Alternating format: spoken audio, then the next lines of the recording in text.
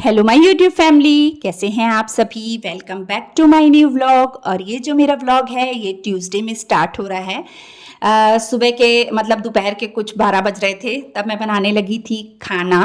और जो सारे घर के काम थे वो मैंने सुबह मॉर्निंग में ही फटाफट से निपटा लिए थे, क्योंकि 12 बजे तक ऑलमोस्ट घर के सारे काम हो ही जाते हैं। देरी से भी लगो ना तो 12 बजे तक सारे काम हो जाते हैं। तो आज खाना बनाने के लिए थोड़ा सा लेट हो गई थी, लेकिन फिर भी मैंने ना अपना टाइम पे काम निपटा लिया था। तो आज मैं खाने में बना रही हूँ मुनगे की सब्जी। तो मुनगे की सब्जी जो है ना, इस बार मार्केट में मुनगे दिख गए थे, तो मैंने सोचा चलो काफ़ी टाइम हो गया बनाई नहीं है मैंने सब्जी। और हमारे घर में ना ये सब्जी सभी को बहुत पसंद आती है। और खासकर शुगर के पेशेंट को तो ये चीज़ खानी ही चाहिए। इससे मतलब शुगर वालों के लिए ये मुनगा जो होता है ना बहुत अच्छा होता है।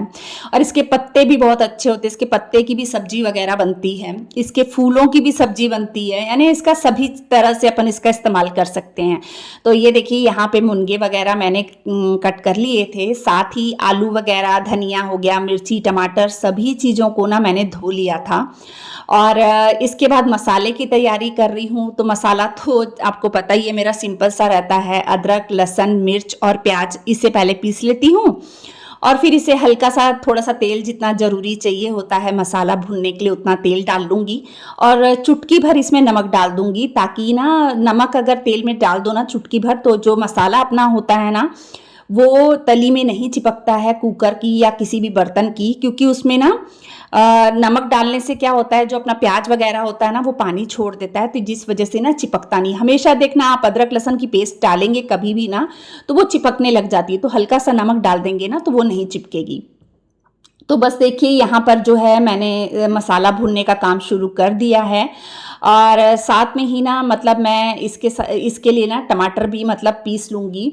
और टमाटर पीसने के बाद मैंने तुरंत ही मिक्सी को संभाल दिया था, क्योंकि उस जो चीज़ों को इस्तेमाल करती जाती हूँ ना उसी समय मैं उसे संभाल भी देती हूँ। और इसके साथ में ना मैंने बनानी थी अरहर की दाल। क्योंकि कभी कभी ऐसा हो जाता है, मेरा तो खासकर मुनगे मुझे उतने पसंद नहीं है, मैं मुनगे नहीं खाती हूँ। हाँ, थोड़ी सी ग्रेवी वगैरह ले लूँ तो ठीक रहता है, ले लेती हूँ, मतलब ठीक लगती है वैसे। बाकी मुनगे मैं नहीं खाती हूँ, तो मैंने थोड़ी सी अरहर दाल भी इसके साथ बना ली थी। तो ये था हमारा दोपहर का खाना। पहले मैं आलू को सीटी लगवा लेती हूँ। आलू को सीटी लगवाने के बाद फिर मैं लगाती हूँ 2 से 3 सीटी लगवाने के बाद फिर मुनगे को 2 सीटी लगाती हूँ। तो इस तरीके से मुनगे की सब्जी बनकर तैयार हो गई थी। और इसके बाद ना मुझे कुछ भी शूट करने का टाइम नहीं मिला था, क्योंकि डैडी जी की मेडिसिन वगैरह आई थी, तो वही मुझे लिस्ट वगैरह चेक करनी थी और डैडी जी के डॉक्टर से बात भी करनी रहती है। तो इस वजह से ना मतलब मेरा पूरा टाइम बिजी निकल गया। फिर ये हो गया है शाम का समय। और शाम को मेरे हस्बैंड जी मतलब पहले मैंने अगरबत्ती वगैरह सब दिखा दी, पाठ किया। उसके बाद मेरे हस्बैंड जी घर आए, उन्होंने कहा आज कुछ अच्छा खाने का मन कर रहा है।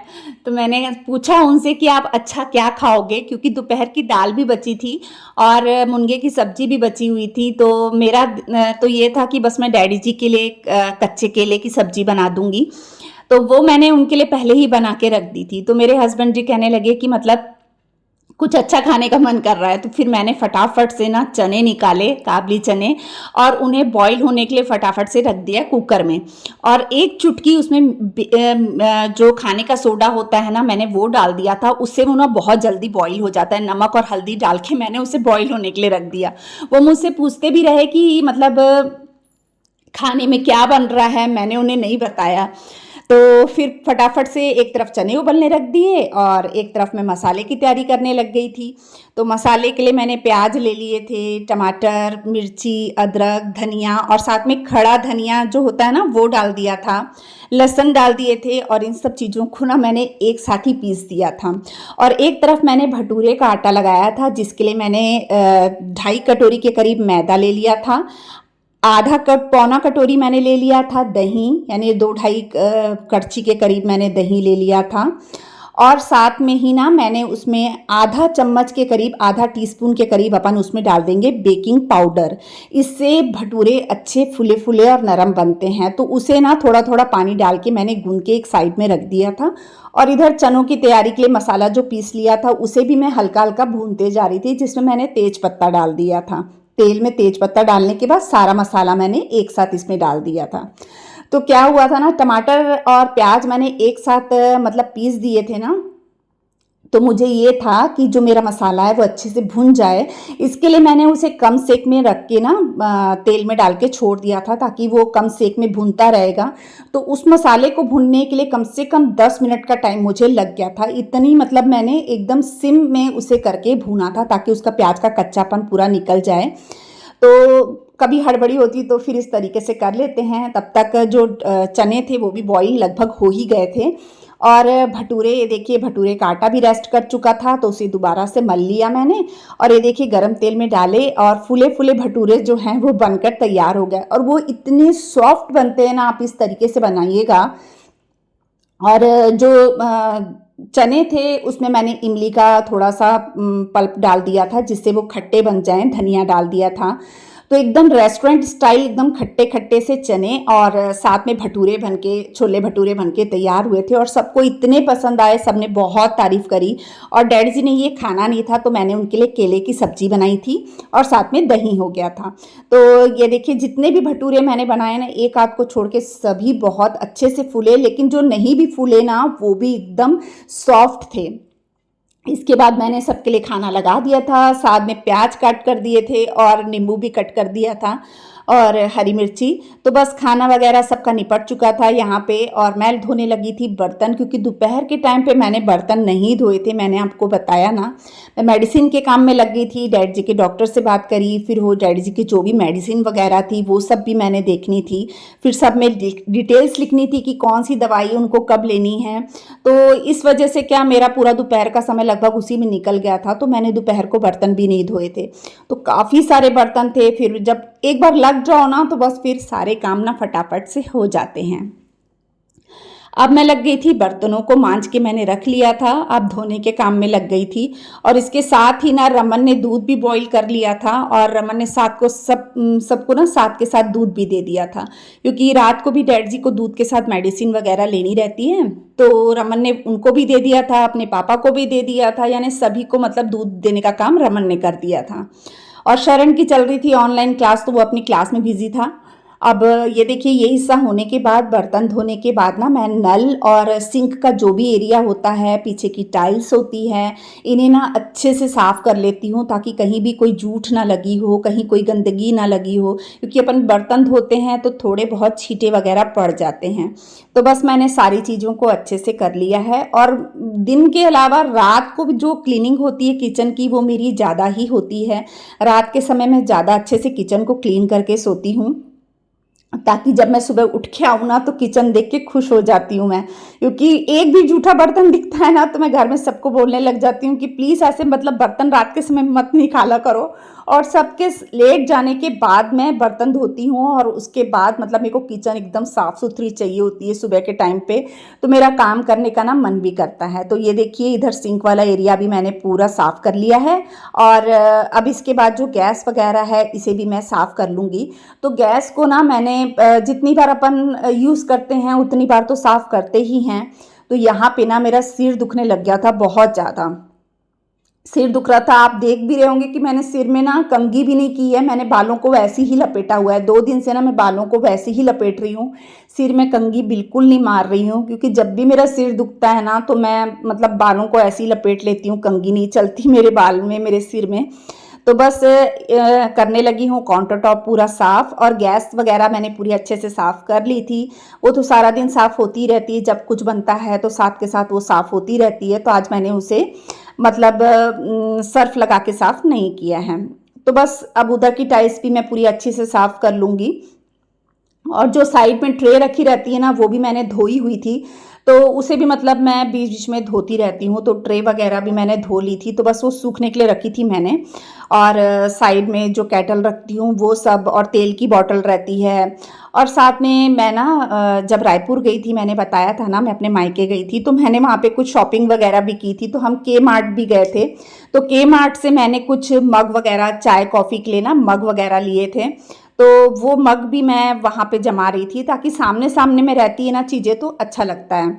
मैं तो खैर मतलब स्टील के ग्लास में ही पीती हूँ, लेकिन जैसे बच्चे हो गए, डैड जी हैं, मेरे हस्बैंड हैं, उनको मतलब मैं मग वगैरह में दे देती हूँ, क्योंकि डैड जी भी ना स्टील के ग्लास में चाय नहीं पीते हैं।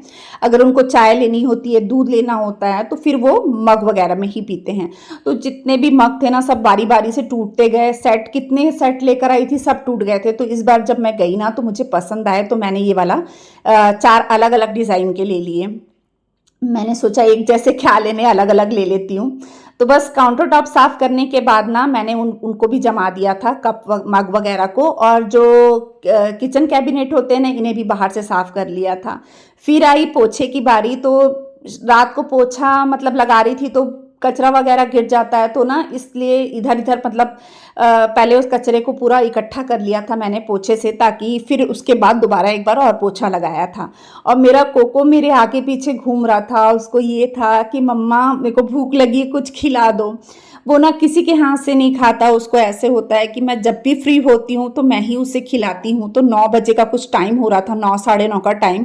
मैंने सोचा कि चलो मैं जल्दी से, थोड़े से कपड़े हैं इन्हें प्रेस मार लेती हूँ, इसके बाद कोको को खिलाऊंगी। तो जो कोको है वो गुस्सा हो रहा था, मतलब एकदम से भड़कने लग गया था कि मम्मा तो मेरे को दे ही नहीं रही है खाना। तो यहाँ पे रमन के भी अब कॉलेज स्टार्ट होने वाले हैं, तो उसकी भी मतलब कपड़े मैं उसके भी प्रेस कर रही थी, डैडी जी के कर रही थी, अपने हस्बैंड के, और शरण की यूनिफॉर्म स्कूल की वो भी प्रेस करनी थी। तो सारी तैयारी मतलब पहले करके रखती हूँ ताकि सुबह किसी को दिक्कत ना हो। और यहाँ कोको की भी उछल कूद चालू है कि मतलब मुझे पहले खिला दो। मतलब डला रहता है उसके लिए खाना, मतलब उसके डॉग फूड है, पेडिग्री के बिस्किट हैं, सब कुछ डला रहता है, लेकिन उसने नहीं खाना होता है। उसने, आपने देखा ही होगा पहले भी वीडियो में, कि वो मेरे हाथ से ही खाता है, यानी मैं अपने हाथ में रखती हूँ ना तो वो खाता है। तो यहाँ पे वो इसीलिए तंग कर रहा था, उसको ये था कि मम्मा मुझे खिला दे। तो बस मैं यहाँ पे फटाफट से कपड़ों को मतलब प्रेस करने के काम में लग गई थी। और मैं ना किचन में ही खड़े खड़े मतलब काउंटर टॉप पे ही मतलब चादर बिछा के ना यहाँ कपड़े प्रेस करती हूँ। यहाँ पर ना मुझे बहुत आसानी होती है कपड़े प्रेस करने में। और मतलब मेरा ऐसा हिसाब किताब होता है ना, खड़े होके जितने मर्जी मैं काम कर लूँ ना मेरे से हो जाते हैं। जहाँ बैठ के काम करने की बारी आती है ना तो मेरे से इतना मतलब झुक के बैठ के मेरे से काम नहीं होता है। मतलब हाथ जो है ना बहुत धीरे धीरे चलने लगता है। तो इसीलिए ज़्यादातर काम ना मैं ऐसे खड़े खड़े ही करती हूँ। और जो हमारा एक्सटेंशन बोर्ड है ना वो भी उसका ना मतलब थोड़ा सा टूट गया है, जिसकी वजह से उसके अंदर ना स्पार्क हो रहा था। तो मैंने सोचा कि अब छोड़ो उसको, नहीं तो मैं टेबल में कर लेती अंदर, जैसे एसी चल रहा था। तो क्योंकि बाहर तो मौसम ठंडा था लेकिन अंदर ना एकदम हुमस सी हुई थी, तो ना किचन में बहुत ज़्यादा गर्मी लग रही थी। तो मैंने पंखा भी यहाँ चालू किया हुआ था, लेकिन पंखा भी ना गर्म सेक जैसे मार रहा था। और खिड़की भी खुली हुई थी, खिड़की भी मैंने अभी बंद नहीं की थी। ऐसा था कि हाँ चलो बाहर से थोड़ी बहुत ठंडी हवा जो है आती रहेगी। और बारिश यहाँ जो है वो गिर ही रही है। अभी 1-2 दिन से थोड़ी बहुत बीच में धूप नज़र आ जाती है, लेकिन बारिश तो गिर ही रही है। हमारे इधर बारिश बंद नहीं हुई है, और काफ़ी समय के बाद ऐसा हुआ है कि बरसात में बरसात देखने को मिल रही है। नहीं तो ऐसा होता है कि ना सूखा ही निकल जाती है पूरी बारिश, पता ही नहीं चलता, बरसात का मौसम ऐसे ही निकल जाता है। तो देखिए यहाँ पर जो है ना कपड़े, वो मैं फटाफट से सभी के कपड़े प्रेस कर लूँगी। और इस टाइम तक रमन और मैं ही बस खाना खाने के लिए बचे थे, बाकी सब ने खाना खा लिए थे। और छोले भटूरे मैं दोनों चीज़ें नहीं खाती हूँ ना मैं छोले खाती हूँ ना मैं भटूरे खाती हूँ। तो मैंने अपने लिए पराठे बना लिए थे, और दाल पड़ी थी ना तो मैंने उसी के साथ खा लिया था। तो जो था मेरा खाना भी मतलब इसके कपड़ों को करने के बाद ही मैंने खाना खाना था, क्योंकि मैं ना काम के बीच में खाना नहीं खाती हूँ, फिर ना आलस सा आता है, मतलब नींद सी आने लग जाती है। तो जितने काम मैं कर सकती हूँ ना उतने कर लेती हूँ। और ये सब करने के बाद ना मैं नहाने भी चली गई थी, क्योंकि मेरे कपड़े पूरे गीले हो गए थे। तो फिर मैं नहा के ही मतलब सोई थी। और ये देखिए ये पूरा किचन मेरा अच्छे से साफ़ हो चुका है, सबके कपड़े भी प्रेस हो चुके हैं। तो चलिए आज मैं यहीं पे अपने ब्लॉग का एंड करती हूँ। बताइएगा मेरा ब्लॉग कैसा लगा। अगर अच्छा लगता है तो प्लीज़ मेरे चैनल को सब्सक्राइब कर दीजिएगा, वीडियो को लाइक एंड शेयर कर दीजिएगा। मिलते हैं एक और नए ब्लॉग के साथ में, तब तक के लिए बाय बाय।